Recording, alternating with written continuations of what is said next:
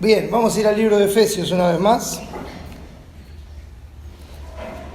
Efesios, y ahí vamos a leer nuestro texto clave, versículo 21 del capítulo 3. Este es el texto clave del libro. Estamos en el capítulo 6, pero hemos compartido este texto desde el primer mensaje, pensando en el propósito de la epístola, ¿no? Y cómo este texto es el nudo donde se junta toda la teología, toda la obra del Padre, del Hijo y del Espíritu Santo, y pasa a la parte práctica en nuestras vidas en la iglesia, a partir del capítulo 4, 5 y 6. Y ahí es donde estamos ahora, en el capítulo 6.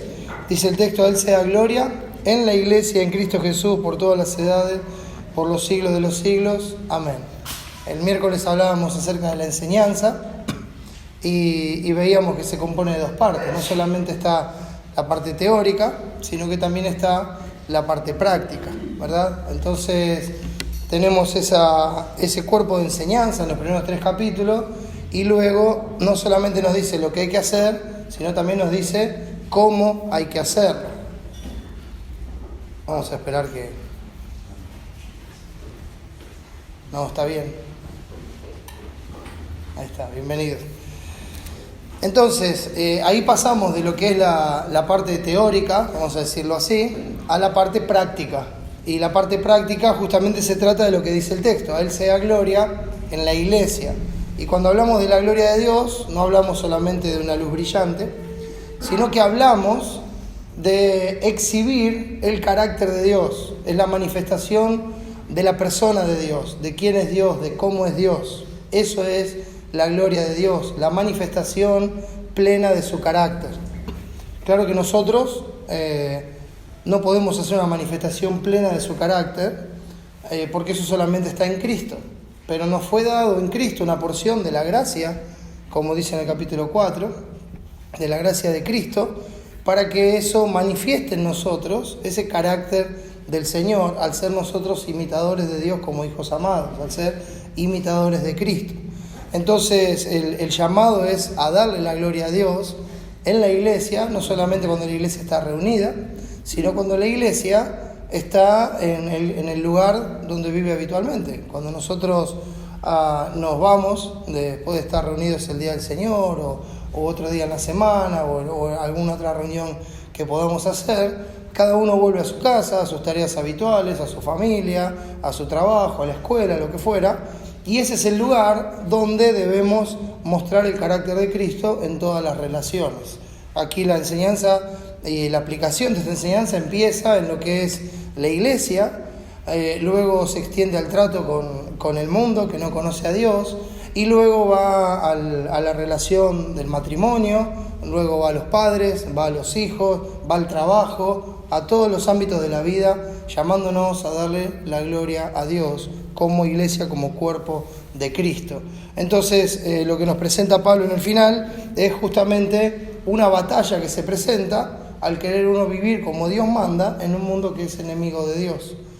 Entonces, como dice 1 Pedro 4, a estos les parece cosa extraña que vosotros no corráis en el mismo desenfreno de disolución y os ultrajan. Y vimos que las acechanzas son puestas por el diablo. Pablo, inspirado por Dios, lo presenta como el enemigo de Dios y de la iglesia, y el enemigo que está todo el tiempo planeando sus estrategias para tentar las concupiscencias del corazón de los hombres, especialmente de los redimidos, para sacar eso hacia afuera, y en lugar de manifestar el carácter de Dios, que se blasfeme la doctrina con las acciones, que se hable mal de Dios con lo que se hace y con lo que se dice. Ese es el propósito de Satanás. Por eso somos llamados a permanecer firmes en la fe del Evangelio, y mucho de eso es lo que vamos a ver en este día. Si ustedes recuerdan, habíamos visto en el capítulo 6, los versículos 10, ya terminando en la última instrucción de la epístola, dice, si me da un segundo, ahí está. Por lo demás, hermanos míos, fortaleceos en el Señor y en el poder de su fuerza, vestidos de toda la armadura de Dios para que podáis estar firmes contra las acechanzas del diablo, porque no tenemos lucha contra sangre y carne, sino contra principados, contra potestades, contra los gobernadores de las tinieblas de este siglo, contra huestes espirituales de maldad en las regiones celestes. Por tanto, tomad toda la armadura de Dios para que podáis resistir en el día malo y, habiendo acabado todo, estar firmes. Entonces es una batalla espiritual. Las fuerzas no son nuestras, vienen del Señor. Es un enemigo espiritual. El campo de batalla es espiritual. Y dijimos que ese campo de batalla es la mente. Es tratar de controlar la mente, porque eso es lo que decide nuestras acciones.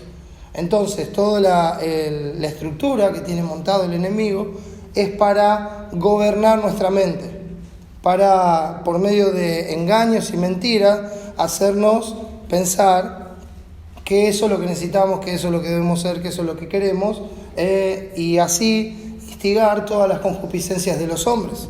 Y así es como Él ha gobernado. Pero Cristo, por su obra, nos ha librado de la mentira, del engaño, del opresor, de la tiranía, del pecado, de la muerte y de Satanás, para que ahora, libres del enemigo, podamos servir a Dios, amando a Dios y amando al prójimo. Antes no podíamos porque estábamos cautivos, y ahora en esa libertad que nos ha dado Dios podemos amar a Dios y de esa forma amar también al prójimo. Entonces dice, como la batalla es espiritual, dice tomad toda la armadura de Dios, es una armadura espiritual, y el punto es para que podáis resistir el día malo y, habiendo acabado todo, estar firmes. En el 11 también decía, para que podáis estar firmes contra las acechanzas del diablo. Entonces la firmeza es algo muy importante en esto.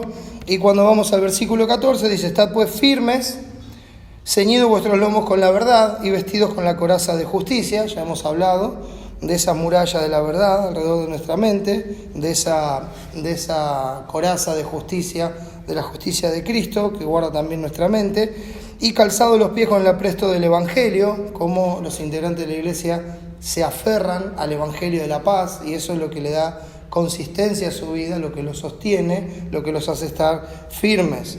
Y el versículo 16, que es el que nos toca hoy, dice, sobre todo, tomad el escudo de la fe, con que podáis apagar todos los dardos de fuego del maligno.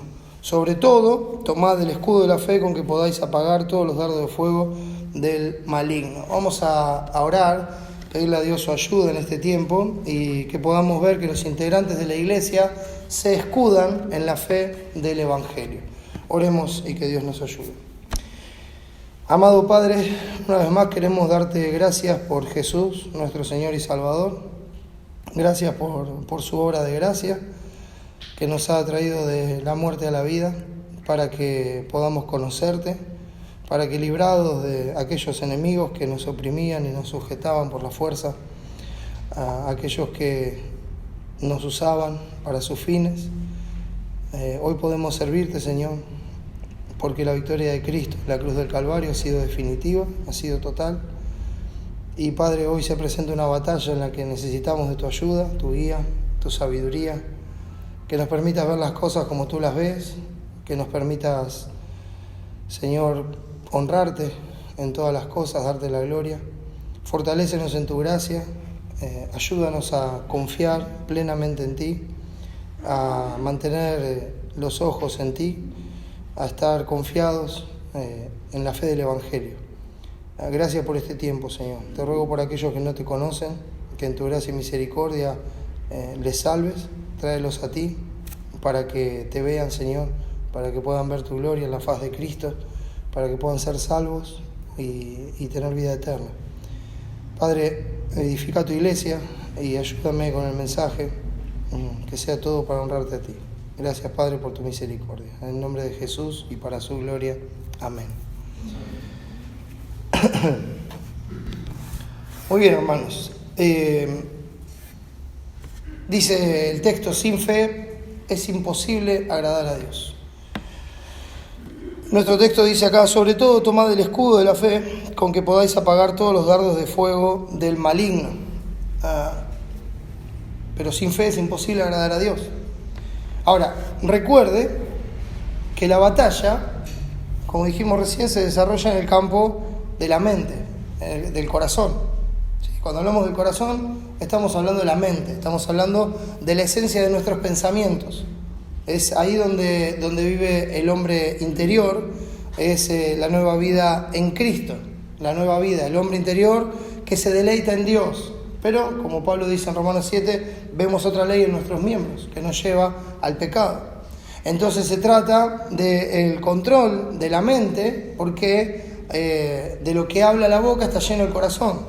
Como Cristo enseñaba, de dónde salen los adulterios, las fornicaciones y todo lo malo sale del corazón. No es algo que viene de afuera hacia adentro, sino que lo que sale del hombre es lo que contamina al hombre, porque es lo que hay en su corazón. Entonces, de lo que está lleno el corazón, habla la boca. Entonces, el dominio tiene que ser de la mente. Ahí es donde nosotros debemos ser llenos del Espíritu Santo, como ya se nos instruyó en el capítulo 5, ¿verdad? Y no estar embriagados con las cosas de este mundo. Más acceso le damos a las cosas de este mundo, a las sugestiones de este mundo, a los deleites de este mundo, más perdemos el control de la mente en pos de darle la gloria a Dios. A veces uno piensa, bueno, esto es inofensivo, puedo ver esto, puedo escuchar esto, y todo de la vida pasada. Uno sabe que eso es de la vida vieja, y uno dice, y esto es inofensivo porque yo sé, porque usted está perdiendo la batalla con su propio orgullo, creyendo que usted puede manejar aquellas cosas por las que Cristo tuvo que dar su vida en la cruz del Calvario. Y eso es un problema que usted no está viendo, no lo puede reconocer, no puede ver que eso lo afecta. Eso lo está afectando, pero usted piensa que lo puede manejar. Eso es un problema con el orgullo, con la soberbia, con la altivez que hay en el propio corazón. Entonces dice, bueno, yo puedo acá jugar un poquito con el pecado. Puedo estar, bueno, a mí ya no me hace nada, porque yo ya sé la verdad. Usted está en peligro de muerte, como vimos en el mensaje anterior. Es un proceso, cada uno es seducido y atraído de su propia concupiscencia. Entonces, cuando es atraído y seducido, hay una concepción del pecado y da a luz la muerte. Entonces usted está en peligro de muerte si piensa, engañándose a sí mismo en su propia mente, que a usted no le pasa nada, que usted puede con todas esas cosas, que las puede absorber, pero que no le afectan. No, eso ya está afectando su corazón, porque hay una cuestión de orgullo que usted no ha tratado con Dios. Y hasta que no lo reconozca y no lo confiese, va a seguir en el mismo peligro. Entonces, avanzando con esto, la batalla se desarrolla en la mente, en el corazón. Es una batalla por el control de la mente para que se replique, esa victoria en el control de la mente se replique en nuestras acciones. Porque son nuestras acciones las que van a manifestar el carácter de Dios, las que van a manifestar su gloria. Entonces, las personas no ven nuestro interior. No ven el interior donde uno dice, bueno, yo en el hombre interior me estoy deleitando en Dios, que lo vea todo el mundo. Nadie ve eso. El deleite en Dios que hay en nuestro interior se ve en la forma en que nos conducimos, en lo que hablamos, en la forma en que vivimos, en la forma en que tomamos decisiones, en la forma en que tratamos los problemas y las distintas situaciones que vienen a nuestra vida. Eso es lo que se ve. Ese es el testimonio que se da. Eso es lo que o da gloria a Dios o no le da la gloria a Dios. Entonces esa es la cuestión. Entonces podemos afirmar, sin temor a equivocarnos, porque es lo que la palabra afirma, que esta es una batalla por agradar a Dios. Recuerden lo que dice el capítulo 5 de Efesios, versículos 8, cuando está diciendo, lo voy a leer desde el 3, dice, pero fornicación y toda inmundicia o avaricia, ni aun se nombre entre vosotros como conviene a santos. ¿Se da cuenta? Ni aun se nombre. Ni aun se nombre. La mayoría de los programas que vemos y de las cosas que vemos y de la música que se escucha, justamente hablan de estas cosas. Hablan de estas cosas abiertamente. Dice, fornicación, inmundicia, avaricia, ni aun se nombre entre vosotros como conviene a santos, ni palabras deshonestas, ni necedades, ni trolerías que no convienen, sino antes bien acciones de gracia. O sea, son cosas que no convienen a los santos, pero nosotros orgullosamente pensamos que las podemos manejar y que podemos convivir con ellas y que no nos van a afectar. Sin embargo, Dios dice, no le conviene, no te conviene. Esto te daña el corazón, te daña la mente, daña tu testimonio, daña tus acciones, lo daña. Dice el versículo 5, porque sabéis esto, que ningún fornicario o inmundo o avaro, que es idólatra, mostrando que la fornicación, la inmundicia y la avaricia son idolatría. A veces uno piensa que la idolatría es tener una estatuilla en la casa, pero la idolatría es cuando el corazón encuentra satisfacción en aquellas cosas que no tienen que ver con Dios. Entonces, cuando uno está buscando solamente satisfacerse a sí mismo y está ignorando el propósito de su creación y de la vida que Dios le dio, el propósito de la vida que tenemos es manifestar la gloria de Dios. Para eso Dios hizo todas las cosas.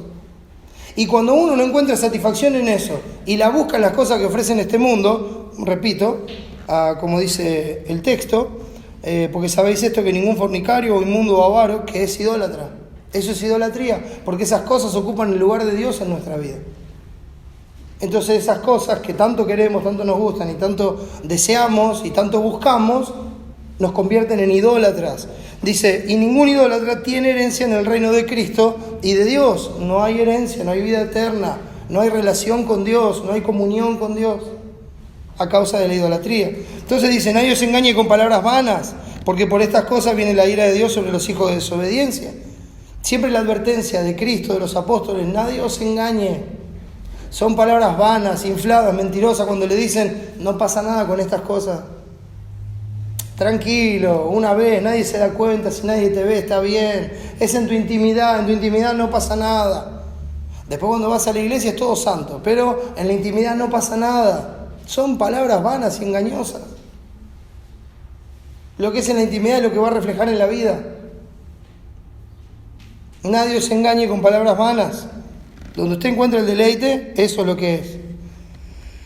Entonces dice el 7, no seáis pues partícipes con ellos. ¿Por qué? Porque en otro tiempo erais tinieblas, cuando estábamos muertos en delitos y pecados, cuando Él nos dio vida, como dice en el capítulo 2.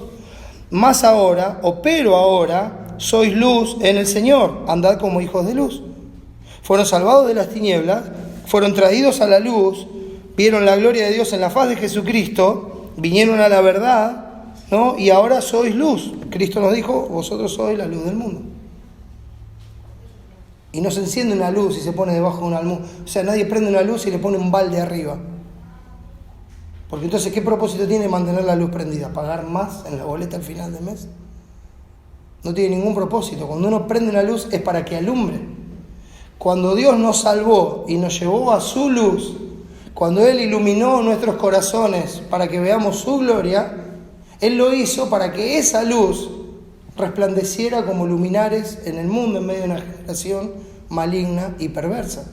No para que esté escondida abajo de un balde. Por favor, ese balde es nuestro pecado, sépalo. Nadie le va a poner un balde encima. Pero lo que esconde esa luz es nuestro propio pecado. Ese es el balde, ese es el almud. Entonces, porque en otro tiempo erais tinieblas, no sean partícipes con ellos. En otro tiempo erais tinieblas, vivían en esas cosas, participaban en eso. Pero ahora sois luz en el Señor, andad como hijos de luz. ¿Por qué? Porque el fruto del Espíritu, si está el Espíritu en ustedes, si son una nueva criatura, si recibieron el sello, es en toda bondad, justicia y verdad. Bondad, justicia y verdad. Y el 10 dice, comprobando lo que es agradable al Señor. ¿Cómo andan los hijos de luz? Comprobando lo que es agradable al Señor. A cada paso, en cada momento, en cada situación, en cada circunstancia, antes de hacer lo que vayan a hacer, antes de reaccionar, comprueban lo que le agrada al Señor. ¿Qué es lo que le agrada al Señor? ¿Qué es lo que manifiesta el carácter de Dios en esta situación? Esto que me está pasando, esta circunstancia adversa, a veces un ataque inesperado, una pelea inesperada, lo que fuera que venga. Dice, esto es una oportunidad para darle la gloria a Dios mostrando el carácter de Cristo. Para no actuar en ira, porque la ira del hombre no obra la justicia de Dios, sino para actuar con la mansedumbre y la humildad de Cristo, viendo a los demás con compasión, porque no tenemos lucha contra carne y sangre, sino que es una batalla espiritual para agradar a Dios y para darle la gloria. Entonces lo podemos afirmar sin equivocarnos, sin temor a equivocarnos, que esta batalla es por agradar a Dios. Entonces el Hijo de Luz vive comprobando lo que es agradable al Señor, y si avanzamos un poquito en el capítulo 5, 15 al 17 dice así, mirad pues, ¿sí? En base a este andar, mirad pues con diligencia cómo andéis, no como necios, sino como sabios, aprovechando bien el tiempo, porque los días son malos. Por tanto, no seáis insensatos, sino entendidos de cuál sea la voluntad del Señor. Entonces, ¿cómo anda? Con diligencia para hacer la voluntad de Dios, para comprobar lo que es agradable al Señor, con sabiduría de lo alto, la que nos lleva a lo pacífico, a lo puro, a lo amable, a lo que no tiene hipocresía, y con entendimiento. El Hijo de Dios debe ser un intérprete de las Escrituras, que puede entender la voluntad de Dios para cada situación y circunstancia. Y si todavía no lo ve plenamente, es parte de una iglesia donde puede buscar consejo de aquellos que Dios puso para que nos guíen espiritualmente. Entonces no es que no hay respuesta, hay que buscarla. ¿Recuerdan cuando hablábamos de los discípulos y del maestro? El discípulo debe desear aprender, debe desear saber. Y uno no aprende y no sabe si no pregunta, si no busca. Para eso están los medios de gracia que Dios nos ha dado. Entonces, pensando en esto, pensando en que la lucha es por agradar a Dios, por darle la gloria, al principio yo mencioné lo de Hebreos que dice, pero sin fe es imposible agradar a Dios. Y dice así el texto de Hebreos 11, 5 y 6. Dice, por la fe, Enoc, fíjense cómo nos relata y después nos explica. Por la fe, Enoc fue traspuesto para no ver muerte y no fue hallado porque lo traspuso Dios. Y antes que fuese traspuesto, tuvo testimonio de haber agradado a Dios. Hay un testimonio de haber agradado a Dios. Cuando dice que fue traspuesto, no quiere decir que hoy Enoc todavía está vivo al lado del Señor. Él pasó de esta vida a la otra vida. Fue traspuesto en el sentido de ir a estar con el Señor. ¿Sí? De ir a estar con el Señor. Y antes de eso dio un testimonio de haber agradado a Dios. Y el versículo 6 dice, pero sin fe es imposible agradar a Dios. Y así va a seguir todo el capítulo 11. Ya había hablado antes de Abel, pero dice, por la fe se hizo esto, por la fe se hizo aquello, por la fe se hizo lo otro. Siempre es por la fe. La fe, la certeza de lo que se espera, la convicción de lo que no se ve. Dice, pero sin fe es imposible agradar a Dios. Una persona que no tiene fe, que no cree en Dios, que no confía en Dios, no puede agradar a Dios. Por más que lo intente, por más que vaya a una iglesia, por más que sea un religioso toda la vida, por más que lea la Biblia, por más que ore, sin fe no puede agradar a Dios. Y la fe no es algo que habite normalmente en nosotros. La fe es un don de Dios. Porque por gracia sois salvos por medio de la fe, y esto no de vosotros, pues es don de Dios, no por obras para que nadie se gloríe. Entonces Dios en su gracia nos concede la fe. La fe es una gracia evangélica que nosotros recibimos mediante una acción soberana de gracia de Dios en nuestras vidas. Entonces Él nos da la fe para creer. Y una vez que Él nos da la fe para creer, esa fe es imparable. Porque esa fe, una vez que vemos a Dios, una vez que creemos en Dios, nos hace ver nuestro propio pecado y nos lleva a Cristo irremediablemente. Nos lleva a Cristo a buscar la salvación de nuestra alma. Entonces el texto afirma, pero sin fe es imposible agradar a Dios. ¿Por qué? Porque es necesario que el que se acerca a Dios crea que le hay y que es galardonador de los que le buscan. Entonces cuando alguien se acerca a Dios, si se acerca es porque cree que Dios está, que Dios es. Y además, tiene la plena certeza y confianza y convicción de que lo busca y que de Dios recibe el galardón, recibe lo que está buscando. Entonces, sin fe es imposible agradar a Dios, y esta batalla es una batalla por agradar a Dios. Es una batalla de fe. Repito, Hebreos 11.1 dice después la fe, la certeza de lo que se espera, la convicción de lo que no se ve. La certeza de la esperanza, de lo que uno está esperando, y si uno lo ve, entonces no necesita esperanza. Pero esta esperanza está puesta en algo que nosotros no vemos, pero que tenemos la certeza y la convicción de que está y de que es así. Porque le creemos a Dios, porque confiamos en Dios. Podemos definir la fe simplemente como creerle a Dios. como confiar en Él sobre todas las cosas y en todas las cosas. Eso es la fe. Es así de simple. No, pero esto es así. Esperá, ¿qué es lo que Dios dice? Dios dice que es así, es así.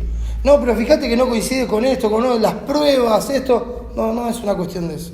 No es una cuestión física, no es una cuestión de comprobación con pruebas tangibles. No, es por fe. Dios dice que es así, es así. Tengo la certeza y la convicción de que es así. Dios dice que esta vida se termina. Dios dice que hay un juicio venidero. Dios dice que tenemos que dar cuenta. Dios dice que vamos a tener que pagar por nuestros pecados. Es así. Dios dice que Él envió a su Hijo para salvarnos y que Él tomó nuestro pecado y lo llevó en la cruz del Calvario y murió recibiendo el castigo que nosotros merecíamos por toda la eternidad, sobre su vida eterna, pagando nuestra ofensa eterna, y entregó hasta la última gota de su sangre porque dio toda su vida y murió bajo la ira de Dios y así consumó la salvación, pagó el pecado y quitó el pecado de en medio. Entonces es así, porque Dios lo dice. Dios dice que su Hijo fue sepultado y que al tercer día resucitó, entonces su Hijo resucitó. Dios dice que los que pusimos la fe en Cristo resucitamos juntamente con Él al tercer día, entonces Cristo resucitó y yo resucité con Él. Dios dice que así como tomó mi pecado y lo puso en Cristo, tomó la justicia de una vida perfecta de Cristo y la puso en mí en el momento que resucitó, entonces su justicia me cubre eternamente. Tengo la certeza y la convicción de que es así. Dios dice que vamos a morar con Él en cielo nuevo y tierra nueva después de que Él venga y juzgue a este mundo, entonces así será.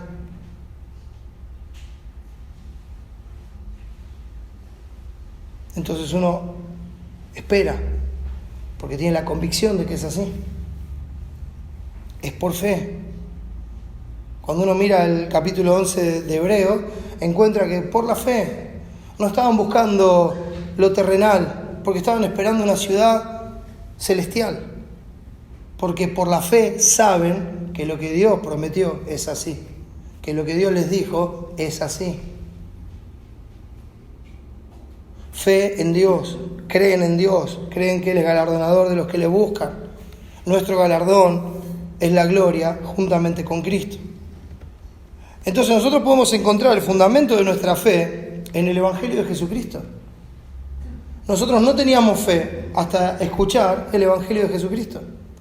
Porque Dios escogió salvar a los creyentes por la locura de la predicación del Evangelio. Entonces Él expone el Evangelio, le dice a todos los hombres: mire, ustedes están condenados por su propio pecado. Pero yo, para mostrar la gloria de mi gracia, de mi amor, de mi misericordia, envié a mi Hijo para que los salve. Y si ustedes creen en Jesucristo, serán salvos.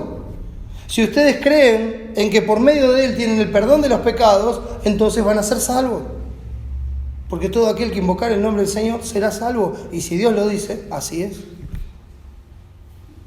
Si Dios dice que hoy es el día aceptable, que hoy es el día de salvación, es porque así es. Si Cristo dice: el que a mí viene yo no le echo fuera, es porque así es. Si Él dice que todo lo que el Padre le dio vendrán a Él y Él les va a dar vida eterna, es porque así es. Si Dios dice que Cristo es el que nos libra de la ira venidera, dándonos vida eterna juntamente con Él, así es. No, pero muéstrame pruebas. No necesitas pruebas, porque es por fe, para que sea por gracia. Es solamente por fe. Pero yo, como sé que ese libro es la palabra de Dios, porque va a transformar tu vida. No porque tenga pruebas arqueológicas de que este libro es la palabra de Dios. No porque hay una foto del dedo de Dios escribiendo en estas hojas. No, es por fe. Es porque Dios, el que te creó, el que te da la vida, quiso manifestarse de esta manera. Quiso darse a conocer de esta manera para que crean en Él. No por lo que les da, siendo que no se dejó sin testimonio, y como vamos a ver hoy en Hechos, Él da vida, aliento, sustento a todos. Pero no por eso, sino por quién es Él. Él es Dios, Él es tu creador, y también se presenta como el Salvador de todos los que creen en Él. es por fe. Así está fundamentada nuestra fe, por el Evangelio de Jesucristo, que es la declaración perfecta y completa de Dios y de su persona, es la manifestación de su gloria. Entonces nuestra fe está compuesta de certeza y de convicción sobre cosas que no vemos ni tocamos, pero que sabemos que son más reales que aquellas cosas que vemos y tocamos. Bueno, yo creo en este vaso porque lo puedo tocar. Creo que tiene agua porque me la puedo tomar. Pero un día los elementos ardiendo serán deshechos y todas estas cosas que conocemos pasarán. Y si me lo permite, esto es una fantasía temporal. Yo puedo tomar este vaso y así como lo usé para tomar agua, lo puedo tirar contra el piso y no sirve más. Es solo una fantasía temporal. Necesaria para la vida, sin lugar a dudas. Sin lugar a dudas. Y Dios en su gracia nos lo concedió para que vivamos. Pero el punto es que lo que Dios dice es más real que esto, porque es inconmovible. Y cuando este reino conmovible desaparezca, entonces será presente el reino inconmovible, el reino de Cristo, donde moraremos con Él para siempre, en un día perfecto y eterno, donde no habrá tiniebla, no habrá oscuridad, no habrá pecado, no habrá injusticia, porque ese es el carácter de Dios. Y con Él moraremos por toda la eternidad. Y eso es más real que este vaso, porque es por fe. Entonces se plantea el problema que nosotros tenemos con los sentidos y las emociones. Porque nosotros estamos acostumbrados a lo que satisface nuestro sentido, ¿no? O sea, yo sé que esto es porque lo puedo tocar. Si esto fuera un holograma, paso la mano de largo y dice, pará, yo pensé que había un vaso y no hay. Lo puedo tocar, entonces satisface mi sentido. Y otras cosas que satisfacen nuestro sentido. Entonces, las emociones, lo que yo siento, lo que percibo, lo que a mí me parece, no proviene de fe. Cambian con las circunstancias, con lo que pasa alrededor, cambian. Entonces se plantea ese problema. Porque esas emociones y esos sentidos buscan ser saciados en lo que se ve y en lo que se toca, en lo pasajero y terrenal, en lugar de aquello que se espera. Y ahí está la lucha. Ahí está la lucha. Entonces viene el planteo, dice, estás esperando, ¿no? Sí. Lo que te prometió Dios, ¿no? Sí. ¿Y? ¿Qué pasa que no viene? O como algunos burladores dicen, ¿qué pasa que no vuelve? Dijo que iba a volver y no vuelve. ¿Qué pasó? ¿Se habrá quedado dormido? Las cosas siguen como antes, mirá, no pasó nada. ¿No te parece darte un gustito? Al fin y al cabo nadie te ve, nadie te controla. Dijo que iba a venir y no vino. Date el gustito. Y uno dice, no, pero yo debo manifestar su gloria. Mañana seguís con eso. Date el gustito. No seas tonto. ¿A dónde apunta? A las emociones, a los sentidos, a la satisfacción personal. Sutil, abierto y finalmente descarado. ¿Recuerda? Siempre empieza con la sutileza, siempre empieza acá. Después es abierto, porque acá ya está dominado.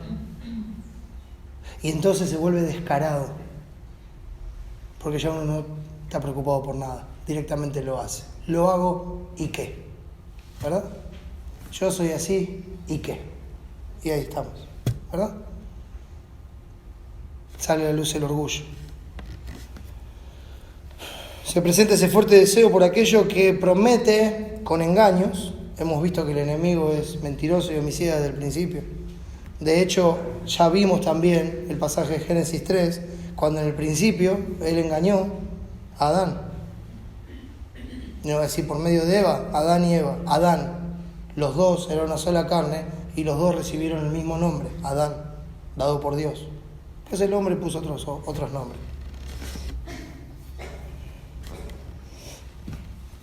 Entonces estas cosas prometen satisfacernos, prometen darnos aquello que nos parece indispensable, ¿no? Si no tengo esto, si no logro esto, si no alcanzo esto que quiero, si no tengo esta satisfacción, si no puedo tener esto, entonces parece que es indispensable, parece que no podemos esperar, que lo necesitamos ya, que lo tenemos que tener ahora, y nos abalanzamos sobre eso. Eso es la concupiscencia saliendo. Recuerde que la definición de concupiscencia es un deseo ardiente. Y este deseo es ardiente porque no puede ser apagado hasta que no es complacido. Por eso es ardiente. Y usted puede tener un deseo ardiente por cualquier cosa. Por cualquier cosa. No piense solamente en algo físico o sexual. Piense en todas las cosas de su vida cotidiana. Aquello donde busca satisfacción fuera de Dios. Está como un deseo ardiente que sale. Y uno, no, para mí esto tiene que ser así, yo lo tengo que hacer así, lo tengo que tener acá, y ahí está. Eso quiere ser satisfecho. Y sale. Y no muestra el carácter de Dios, sino que muestra el carácter de uno. Dice, esa persona tiene mal carácter. No tiene mal carácter, es un pecador, que no se arrepiente de su pecado. Llame las cosas por su nombre. Porque si no, después convive con el mal carácter toda la vida. No, tiene un carácter, pero pará, dice que es cristiano, dice que es cristiana. Sí, entonces no puede seguir teniendo mal carácter, se tiene que arrepentir y mostrar el carácter de Cristo. Ese es el punto. Claro, es una batalla que todos peleamos y que nos es bien difícil, ¿verdad? No estoy diciendo que sea sencillo. Es más, para nosotros es imposible. Por eso la necesidad de la armadura, por eso la necesidad de la gracia, por eso la necesidad de las fuerzas del Señor, por eso la necesidad que tenemos de depender constantemente de Dios, porque nosotros no podemos. No es que si nos esforzamos, no podemos, no se engañe usted mismo. No piense que usted lo va a sostener, no piense que usted lo va a aguantar, no piense que usted lo va a lograr. No puede, no podemos. Somos débiles y flaqueamos muy rápido. Por eso debemos fortalecernos, tomar fuerza del Señor y del poder de su fuerza. Debemos fortalecernos en la obra de Cristo, en la victoria de Cristo sobre el pecado. Y tiene que ser por fe, mis hermanos. Tiene que ser porque le creemos, y cuando ese pecado tan habitual en nuestra vida viene a nosotros, tenemos que poder verlo y decirle: Cristo te derrotó en la cruz del Calvario y no tenés ningún poder sobre mí. No hay forma de que me obligues a hacer esto. Es por fe. No hay otra forma de enfrentarlo. Es por fe.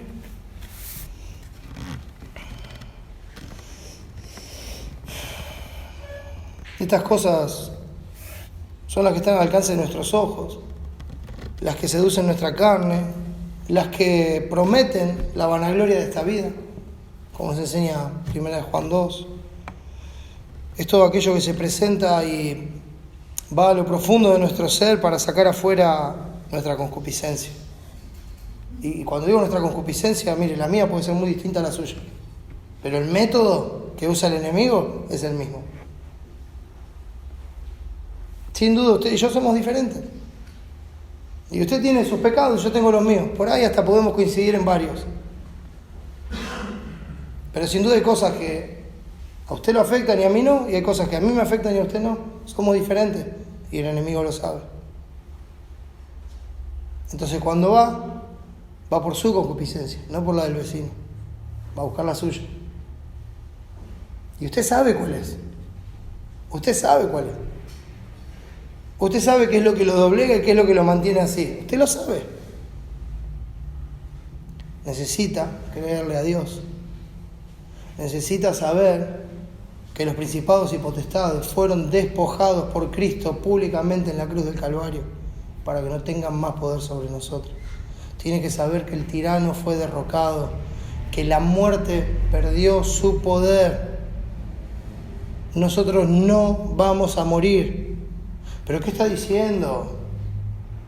Todos nos vamos de este cuerpo, seguro, pero no vamos a morir, vamos a vivir eternamente. Podemos dejar este cuerpo, pero estaremos cara a cara con el Señor.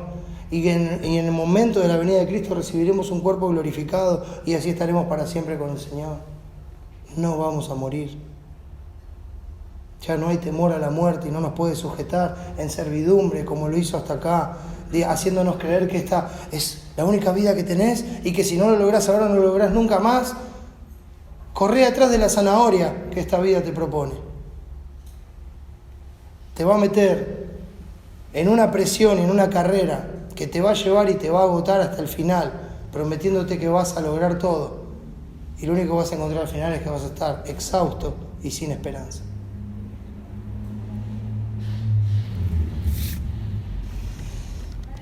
Todas esas cosas que se presentan, ese es el momento donde se prueba nuestra fe, donde se prueba nuestra certeza, nuestra convicción de que agradar a Dios tiene galardón eterno, un galardón incorruptible, incontaminable e inmarcesible. Lo que Dios nos ha prometido, ese es el momento donde se prueba si somos hijos de luz, si somos entendidos en su voluntad y si somos llenos del Espíritu Santo, si estamos siendo guiados y gobernados por el Espíritu Santo. Ese es el momento donde se cierran los ojos y se acallan los sentidos y las emociones para vivir por fe y no por vista.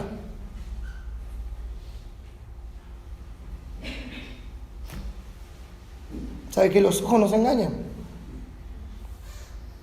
Tenga cuidado, porque los ojos nos engañan.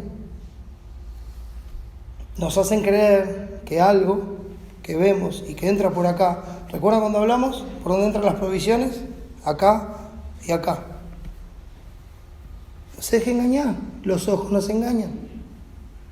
No está ahí la satisfacción. Ciérrelos. Pero cuando digo ciérrelos no es que anden por la vida con los ojos cerrados, sino que no se deje engañar.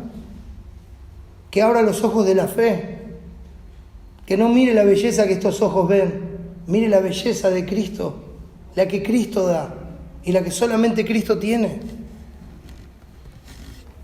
Una mente que está amurallada con la verdad del Evangelio, una mente que está acorazada con la justicia de Cristo, una mente que está aferrada al Evangelio de la paz, como vimos en las partes previas de la armadura, debe ser al mismo tiempo una mente que se escuda en la fe del Evangelio.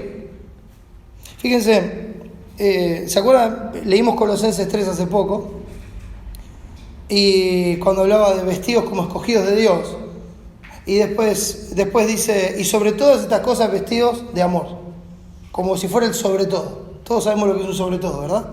Es ese que se pone al final sobre todo lo que ya tenemos puesto.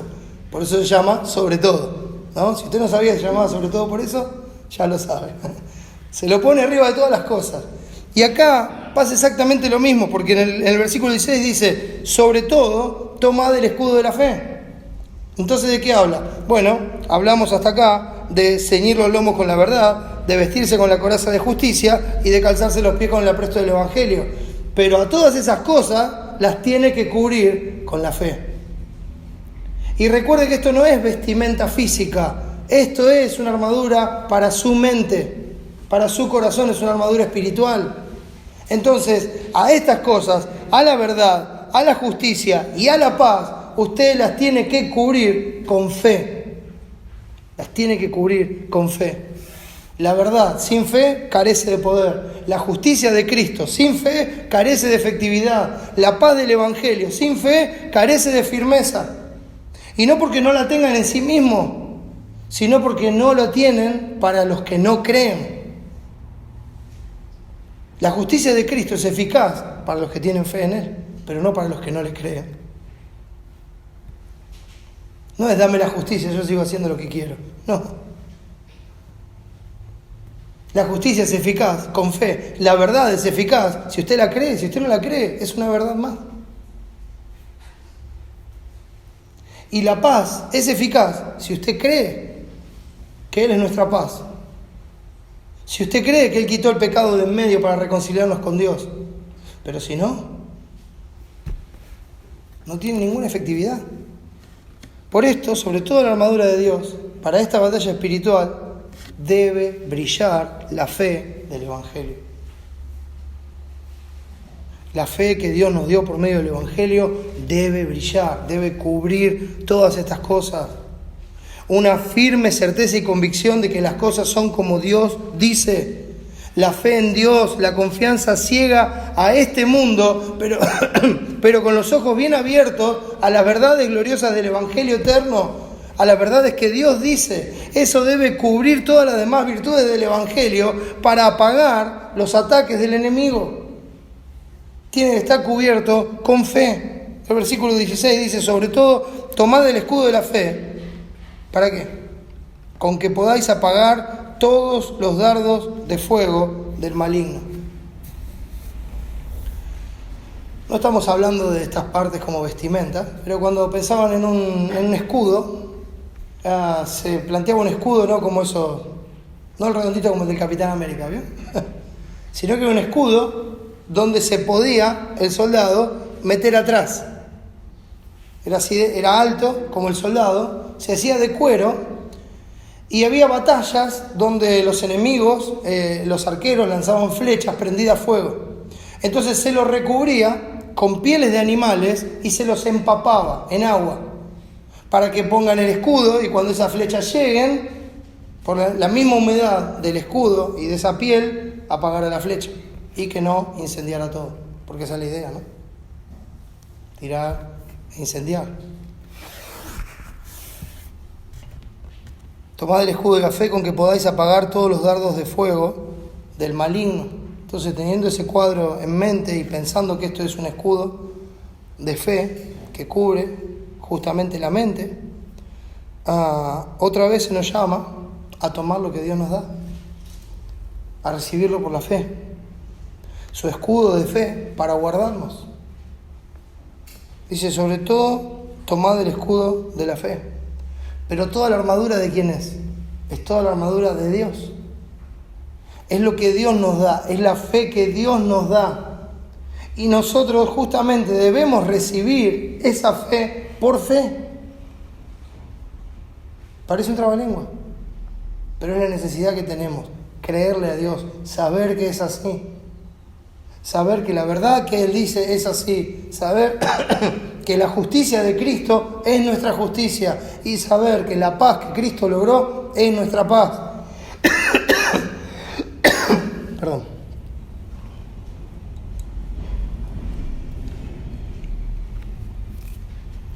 Lo que va a hacer que cada parte de la armadura sea efectiva es la fe, es la confianza en Dios. Es la fe la que va a hacer que los ataques lanzados por el enemigo con sus continuas acechanzas para tentarnos a desagradar a Dios con nuestras acciones puedan ser repelidos. Repito, es la fe la que va a hacer que los ataques lanzados por el enemigo con sus continuas acechanzas para tentarnos a desagradar a Dios. Recuerden que es una batalla por darle la gloria, por agradar a Dios. Entonces, ¿qué va a buscar el enemigo? Que nosotros desagrademos a Dios. Entonces las acechanzas, los ataques y las estrategias que él monta son simplemente para que usted pueda desagradar a Dios a la mañanita nomás cuando se levanta en su casa. Porque está pensando, no, en la iglesia, en él. A la mañanita nomás cuando se levanta en su casa. Cuando está almorzando. Cuando comparte con su familia. Eso es lo que él quiere. Que usted desagrade a Dios en esas pequeñas cosas. De las grandes se ocupa la hipocresía, ¿verdad? De las que ven todo se ocupa la hipocresía. Pero las chiquititas adentro muestra lo que realmente son. Y es ahí donde la fe tiene que cubrir todas las demás cosas para que esos ataques del enemigo no surtan efecto. Para que nosotros sepamos que es mejor amar a Dios que obrar de otra manera. Sus continuas tentaciones son para blasfemar la doctrina, aunque claro, nunca se lo va a presentar así. Pero cuando usted actúe mal, cuando usted peque, lo que va a estar haciendo es blasfemar la doctrina que usted ha dado testimonio de que cree. va a estar hablando mal del Evangelio de Jesucristo. Sus acciones, su vida, van a estar dando un mal testimonio del carácter de Dios. Va a estar distorsionando el carácter de Dios. Tiene que comprender, tenemos que entender la gravedad de lo que estamos haciendo. Y tenemos que comprender también que si no fuera por la obra de Cristo, estaríamos todos condenados. En su gracia, en su misericordia, con su fe, es posible, mis hermanos, darle la gloria a Dios y agradarle. Son sus fuerzas son infinitas. Él es el que nos sostiene, Él es el que nos guarda, Él es el que nos da todo lo necesario. Y Él es el que, cuando cae el justo, lo vuelve a levantar, porque lo está sosteniendo de su mano. Él no va a dejar para siempre caído al justo. Él lo levanta, lo establece, lo fortalece y lo hace que siga adelante. A veces estamos como Elías, ¿recuerda? Venía una gran batalla, una gran victoria. ¿Cuántos profetas son? ¿800? Venga acá, tráeme el cuchillo, yo me ocupo de todos y cada uno. Cae fuego del cielo, impresionante. Al otro día dicen, Jezabel te quiere matar. Ay, ay, ay, ay, ay. Y sale corriendo. Y se tira en un lugar. Dice, me quiero morir. Ya no hay nadie que crea en Dios, me quiero morir. Pero Dios le dice, no. Yo me reservé 7.000 que no doblaron su rodilla a Baal. Lo fortaleció, lo levantó y caminó 40 días a hacer lo que tenía que hacer. Porque Él no deja caído al justo. Él lo fortalece, lo levanta, no depende de nosotros, depende de Él. Créale a Dios. O va a quedar postrado en su propio pecado. Créale a Dios. Y que la justicia de Cristo sea efectiva, que sea lo que lo cura, lo que lo sostiene, lo que lo fortalece. Que la verdad de Dios lo levante una y otra vez y que sepa que por la obra de Cristo usted está en paz con Dios. Créale a Dios, porque Él lo hizo. No depende de usted, depende de Él. Y Él no cambia. Las continuas tentaciones son para buscar nuestra satisfacción fuera de Jesús. A veces no comprendemos que la esencia de todo pecado es decirle a Dios, Señor, te confieso que no encontré satisfacción en Jesús y la busqué en otro lado. Señor, te confieso que Jesús no me satisface, por eso busqué esto. No, Señor, vos sabés, mirá, vos sabés lo que estoy pasando, vos sabés lo que me hicieron, vos me entendés. No, ese no es el problema. Eso es una declaración del orgullo de tu corazón. La verdad es que Cristo no te satisface. Y buscaste la satisfacción en tu ira, en otra persona, en otra cosa indebida, lo que fuera. Lo que fuera. Porque Cristo no te satisfizo. Sus continuas tentaciones para amarnos a nosotros más que a Dios. Todas esas tentaciones serán apagadas, mis hermanos, en las puras y cristalinas aguas del río de la vida verdadera que brota del trono de Dios por medio del Evangelio. Ahí es donde se apagan todas esas tentaciones. Sus dardos de fuego son lanzados para incendiar todo refugio y bastión donde nuestra alma descansa segura, aferrada al Evangelio de la paz, acorazada con la justicia de Cristo y amurallada con la verdad. ¿Saben qué hacían los conquistadores?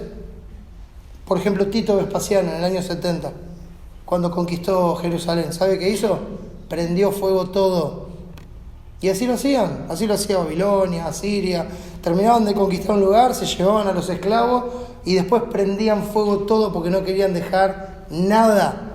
Ni de su cultura, ni de su historia, nada. Los querían raer de la tierra. Eso es lo que busca Satanás. Raer todo refugio que esté en el Evangelio, todo bastión donde estemos descansando seguros en Cristo. Esos ataques son para eso. Como conquistador despreciable que es, quiere arrasar con todo aquello que te recuerde a dónde perteneces, que te recuerde cuál es tu patria, que te recuerde cuál es tu propósito, hacia dónde te diriges y cuál es tu galardón. Sus dardos de fuego apuntan a raer con todo eso. apuntan a que no resistas firme en la fe. Quiere hacer tambalear tu fe. Pero la fe que quiere hacer tambalear debe ser tu escudo, debe ser lo que te cubre de todas esas cosas. Quiere incendiar los cimientos que sostienen tu vida, matar todo lo que tenga vida divina, quiere quitar todo aroma de ofrenda agradable de tu vida, quiere quemar el incienso de tus oraciones, que no quede vestigio de lo que eres en Cristo, quiere arrasar con todo. Pero la fe apaga todas esas cosas, lo apaga. No, pero mira lo que está diciendo, me asusta todo esto. No, si Dios es por nosotros, ¿quién contra nosotros? En Cristo somos más que vencedores. Él es el que nos lleva de triunfo en triunfo. No hay nadie mayor que nuestro Señor y Salvador. Nadie. No importa qué tan fiero sea el ataque, no importa qué tan rudo sea el enemigo. No hay nadie como nuestro Dios. ¿Lo crees?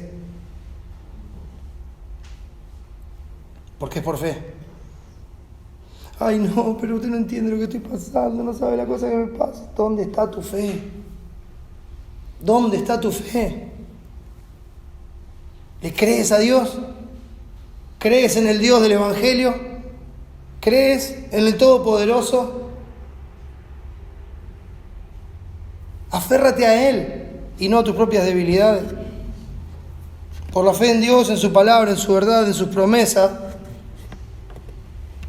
tenemos un escudo empapado en la gracia del Evangelio, que cuando es alcanzado por uno de esos dardos mortales, lo apaga y lo quita completamente.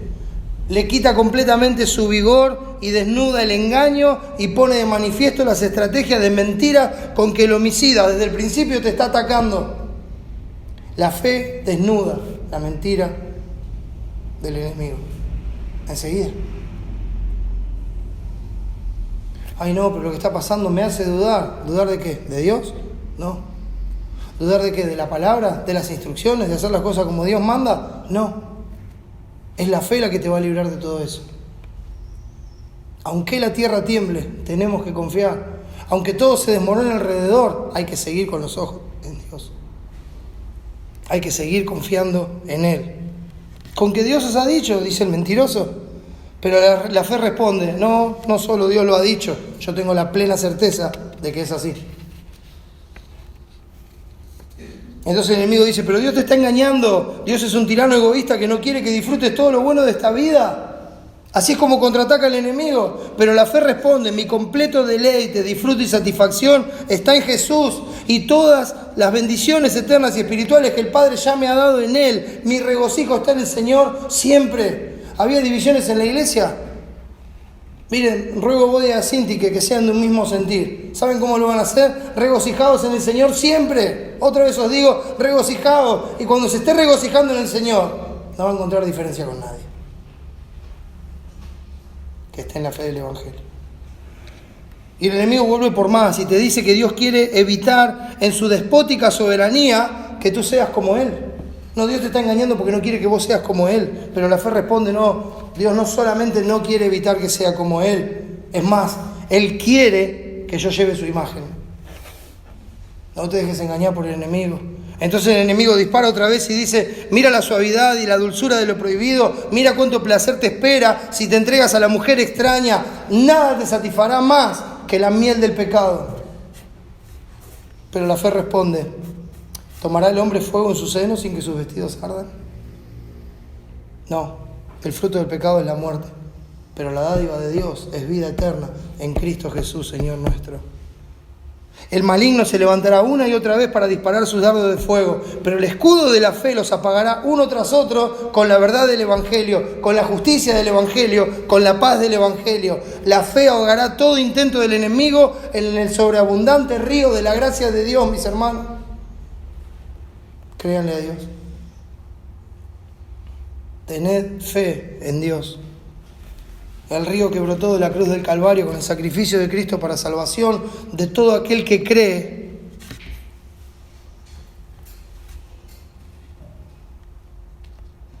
De todo aquel que cree que Cristo no solamente murió, sino que también resucitó para darle vida a todos los que creen en Él. Él vive. Él está sentado a la diestra de la majestad en las alturas. Y Él puede salvar perpetuamente a todos los que por medio de la fe se acercan a Él. Ven a Cristo y Él salvará tu alma eternamente. Y si estás en Cristo tienes que saber que Él ya te salvó eternamente y que no te dejará ni te desamparará hasta que te vea cara a cara y te lleve con Él por toda la eternidad. Vale la pena agradar a Dios, porque nuestro galardón no está acá, está en los cielos.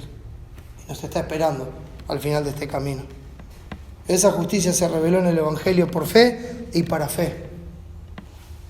Para que vivamos por fe y no por vista, creyendo y confiando solo en Dios y en su verdad eterna para gloria de su nombre. ¿Por qué?